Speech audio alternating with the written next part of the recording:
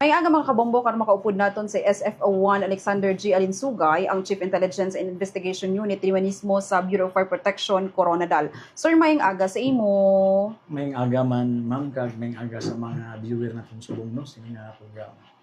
Okay. Sir, kahapon may ara na naman nagaluntad sa nga sunog sa Barangay Zone 4. Ano ni nga natabo hapon, sir, kag diin particularmente sa Barangay Zone 4 ni sunog? Ang sunog nga natabo kahapon no, na nakabaton kita sa tawag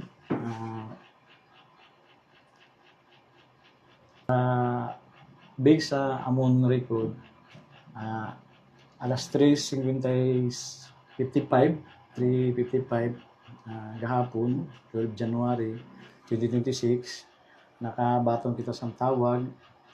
Then automatic nag-responde kita, nakaabot kita to sa fire scene 3:58 January 2026 sa Dusi. Then ang involved dito no sa residential house tapos natabo siya sa Trinibel, Block 1, Barangay Sunpur, diri sa atong syudad.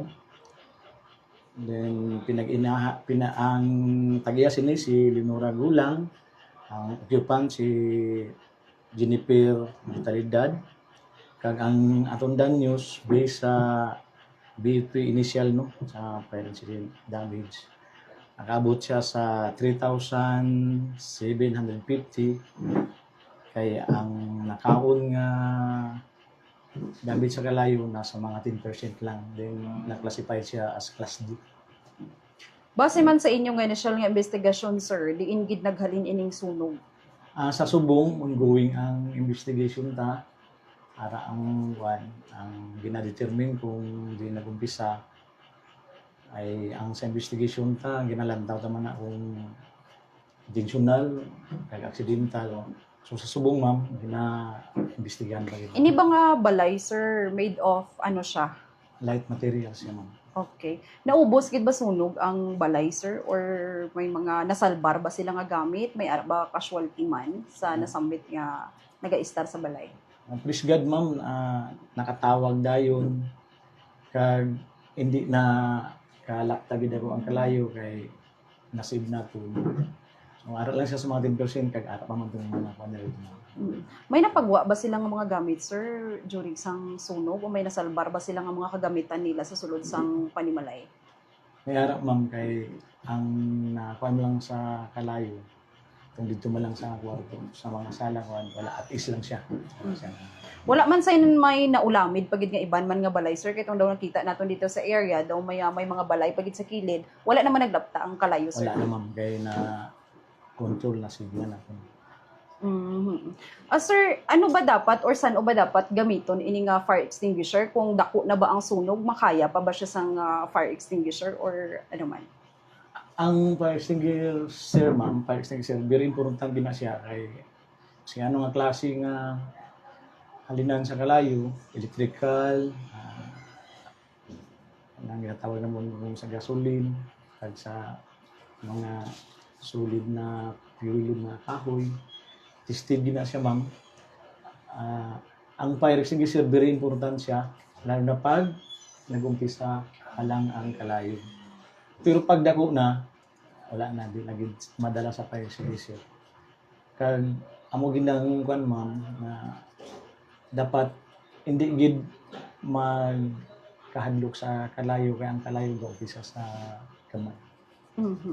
Sir, taga-anta ka sa nga ligwa para magpanawagan since sang December nga bulan kaga subong nga January may ana kita sa nga napagkit man nga dalawa ka sunog di mismo sa syudad sa nga Coronadal kaga wala pa ang aton nga fire prevention month, sir, sunod-sunod ang aton nga sunog. Taga-anta ka ligwa para magpanawagan kag magpaalinton sa aton mga katawhan, sir.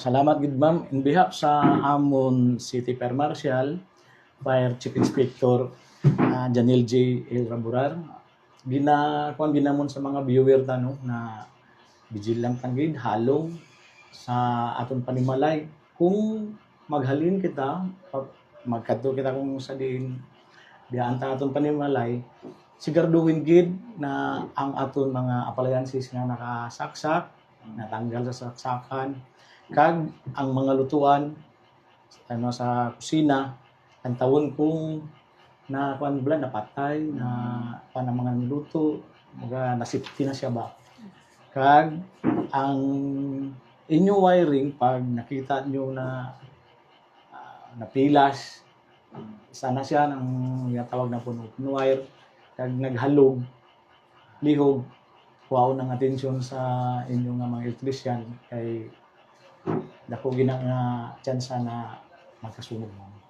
Okay. Sir, ano ang hotline nyo diri mismo man sa BFP Coronadal agud to dasig bala matawagan sang mga residente kung oras may sunog kang hindi lamang sunog sir nga mga insidente ang inyong nga gina kantuan o kung gina rescue ano ninyong hotline sir? Ang hotline naman ma'am, ang number naman 0909-770744.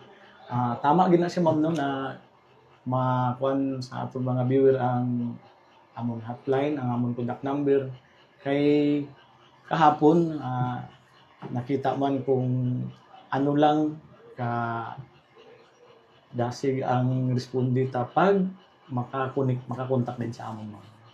So ang pag-responde nyo nakabase kung ano sila oras nag-report Yes, sa ma'am. inyong nga istasyon. Isa gina siya na pag sunog automatic i-contact din nga number mo.